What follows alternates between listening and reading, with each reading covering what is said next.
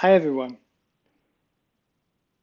this is Azure Biosystems. My name is Jan, and I will talk today about fluorescent Western blotting. Azure Biosystems is a California-based company, and we focus on giving you raw data you can trust with a better fluorescent Western blotting workflows. And I will talk today about fluorescent Western blotting.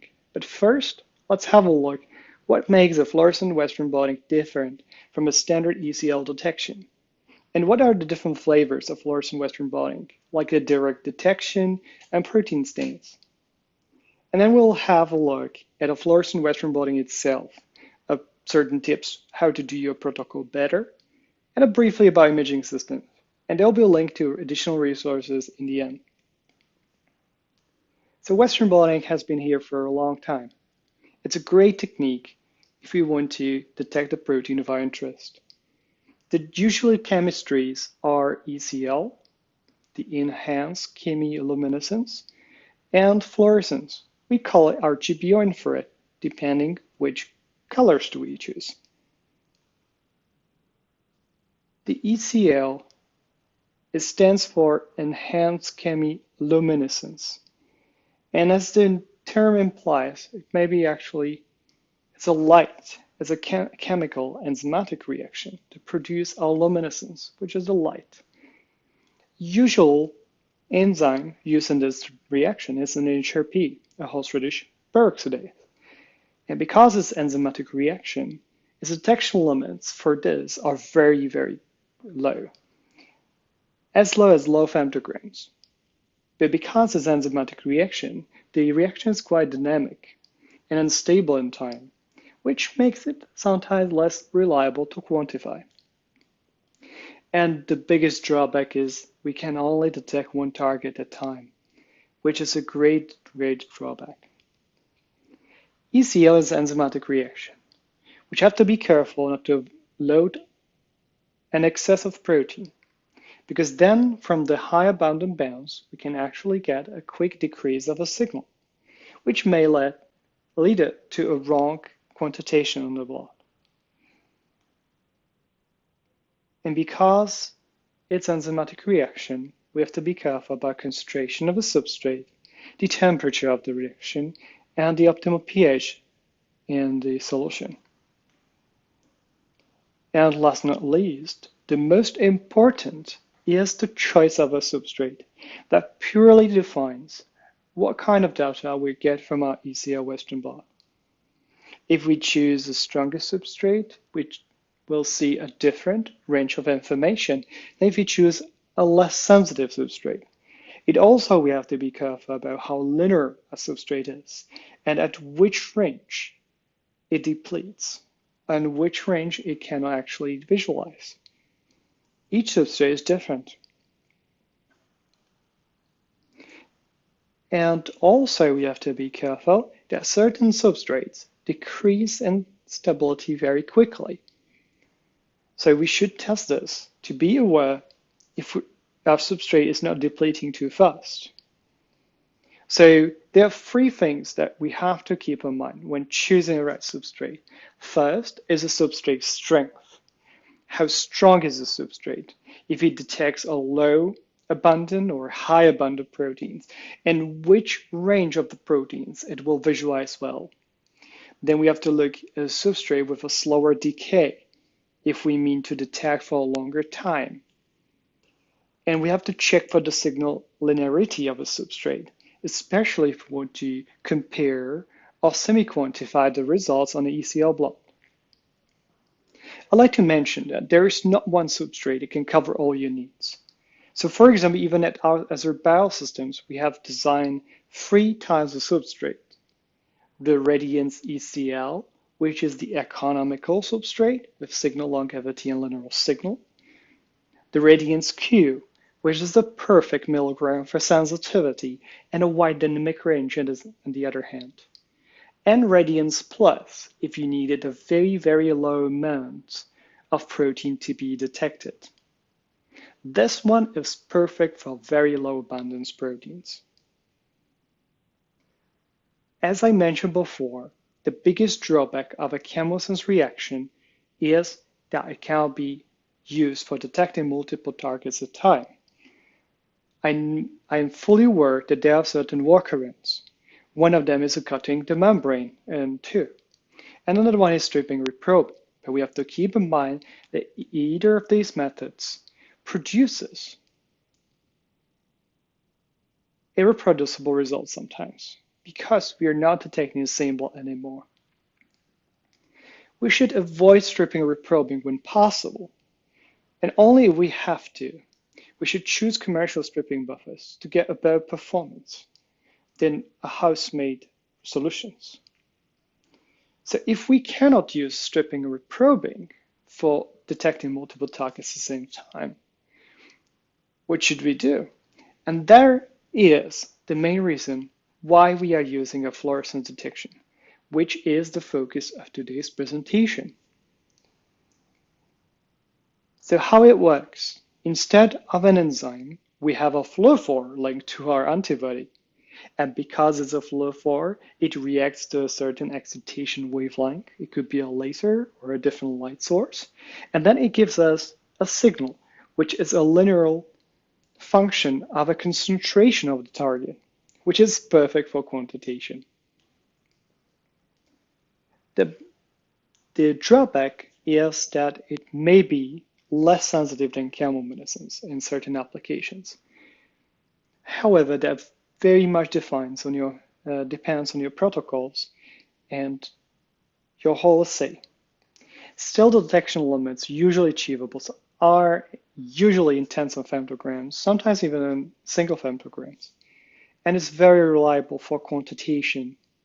And you can detect multiple proteins at the same time, which is the greatest benefit of the fluorescence detection. Stability and time also allow us to even archive a signal. So if we prepare our blot well, there should not be any much change in fluorescence signal intensity within hours from making the Western blot, which is perfect because not always in the lab we can perfectly time when we can detect our Western blots, and this gives us further flexibility. And in fluorescence, we can detect this multiple target at the same time, which we call multiplexing. We can multiplex the two proteins in time, like this alpha-stat and phosphostat. Instead of doing stripping or reprobing, we can probe them with a fluorescent antibody and detect them at the same time, even if they are overlapping in their sizes.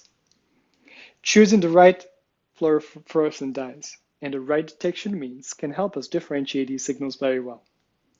Or we can combine these two targets with an additional normalization control, like a reference protein, seen here in blue, or experimental stain, like a total protein stain, which we see in the image on the complete left. And there are multiple choices of fluorescent detection channels, as we call them. And a visible, which we sometimes call an RGB, red, which stands for red, green, and blue. We can detect a blue channel. This is a blue excitation, green emission, like a cyanine 2. The green channel, as we call it, which is a green excitation, red emission, for dyes like cyanine 3. And the red channel, which is the red and far red emission, like Psi5. And then there are two infrared channels, 700 and 800.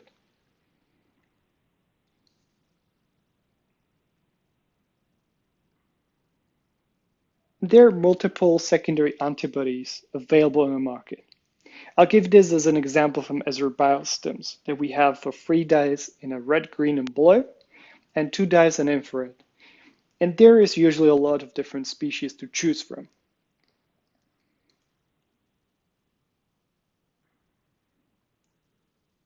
There's one thing to keep in mind. If you prefer to detect your phosphorylated proteins with fluorescence, it's very important to choose a detection means that doesn't have a crosstalk itself, and for sensitivity, it has the best signal-to-noise ratio.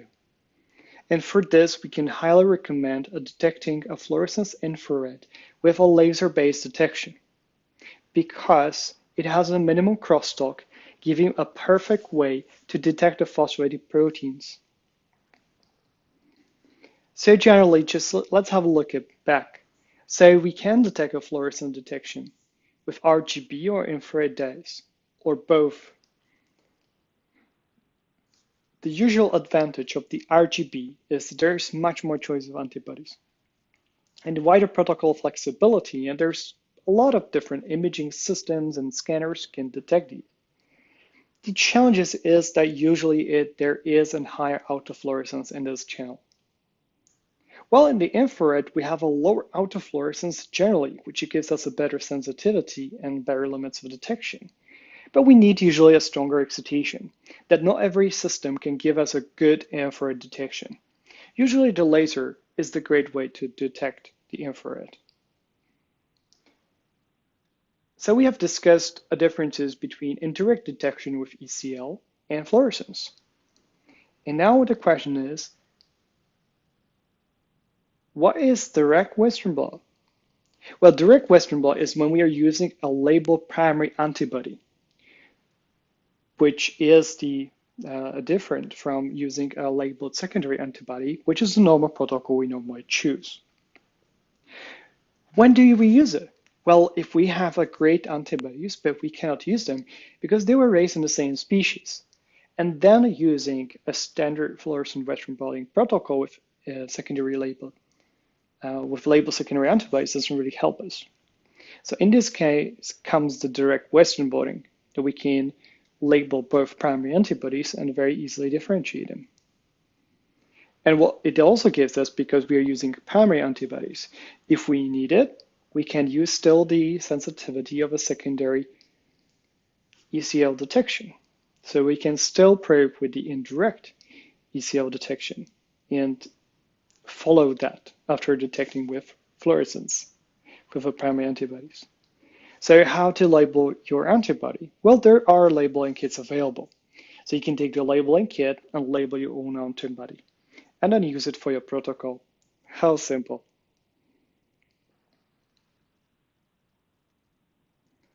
So what are the advantages of direct versus indirect Western blotting? Well, I would say generally, if you do not have to, and you do not have any problems with cross-species reactivities, the indirect Western is the first choice. It's just more common protocol. But you have to be careful that there is always a potential for cross-reactivity. If it is, then the direct Western is a viable alternative that can help you to overcome this cross-species reactivity. But in order to use that, you need to label your primary antibodies. So indirect Western is the common choice, but direct Western can help you in case the indirect Western cannot be done on your sample of interest. I also like to mention something about total protein stains. Total protein stains are a way to help us to normalize or check for the uneven loading of the proteins on our Western blot. And for example, here is a list of a lot of different total protein stains. The stain that stands out is called Azure. It's based on epicocon chemistry, which gives it a great range of sensitivities from 0.1 micrograms up to like tens of micrograms, which is a great dynamic range. And Azure is quite quick and it doesn't shine when it's not bound to proteins. And it also can be easily disposed and it degrades very easily biologically. The Azure has a dynamic range up to 4 orders of magnitude, which gives us a great possibility to normalize our Western blots to something else than a standard housekeeping proteins. But there is more about normalization, and my colleagues will be talking about that later. So let's focus on the fluorescent Western blotting itself. There are certain protocol tips that can help you to make your fluorescent Western blot a success from the first try. Dilute ladder is a great thing to do if you're moving your protocol from chemiluminescence to fluorescence, because a lot of ladders actually shine in the fluorescent channels. It's good to dilute it at least 10 up to 50 times before loading on a gel. Or consider leather that doesn't shine at all, or at least shines in one color. And loading dies can shine a lot too, so please be aware of that. Cut it off the gel before you put them on the transfer. And low fluorescence PVD membranes can be highly recommended for using in these applications. And always handle your membranes with clean plastic forceps, because the fluorescent Western blots sometimes can bear show artifacts. And transfer system, we can highly recommend using a wet transfer system, though we see that a lot of users use semi-dry systems as well. Just be careful that semi-dry systems sometimes produce a lot of heat, which generally creates a high and non-uniform background. So double checking this with your transfer conditions. If you need to do a fast transfer, you can opt for a wet transfer with a faster transfer buffer. For example, the Azure transfer buffer can give you a transfer times down to 20 minutes in a wet tank, which is actually amazing. Blocking is also a very important step for fluorescent Western blots. Because the fluorescent antibodies actually adhere easier to the membranes, a blocking step is crucial to avoid that residual signal. So using a commercial blocker can help you significantly reduce the amount of background you can get in your fluorescent Western blots. And we can highly recommend using something like incubation trays. They can protect your precious fluorescent Western blots away from light, so they do not quench that easily. Where there's a lot of resources about primary antibodies, I would just mention that you should use a well-characterized antibody. Don't use too high concentration of primary antibody. And if needed, use a 4 degrees temperature and incubate overnight to reduce a non-specific binding. With using the secondary antibodies, avoid any cross-reactivity. Avoid antibodies that are too close, like anti-rat and anti-mouse, or avoid secondaries for the animal in which another one was created. So do not ever mix goat and anti-goat antibodies, because that would give you an unspecific bindings. And wash. A stringent wash is the most important part of your fluorescent Western blotting workflow, because of fluorescent dyes can adhere to a membrane. The volume and duration of washes is really important. Instead of doing 1 times 5, 15 minutes, do 3 times 5 minutes and always remove the washing buffer. And final rinse is the most important, because a lot of detergents, like Twin 20, can both fluoresce in detection, but some of these can also decay your fluorescent signal over time. So rinsing in a clean PBS or TBS after your washing for the final wash is very highly recommended. And after this, because the fluorescent detection works best when the membrane is dry, you can dry your membrane. Usually drying with methanol or ethanol can do this faster and removes more water than the air drying alone. And when using a methanol, please proceed and with caution, because this is a dangerous item. Once you dry a membrane, the stability of fluorescence stays unchanged for hours. But it's important that you remove all the detergent in the previous step in washing PBS or TBS, and this can help you to keep the stability of fluorescent signal for over months. And if needed, you can use something like a quenching sheets that we provide to reduce the fluorescent background. There's a lot of kits available from Azure Biosystems with blue, green, red colors on 700, 800, mostly for anti-mouse and anti-rabbit. Feel free to get in touch with us if you wanted to try.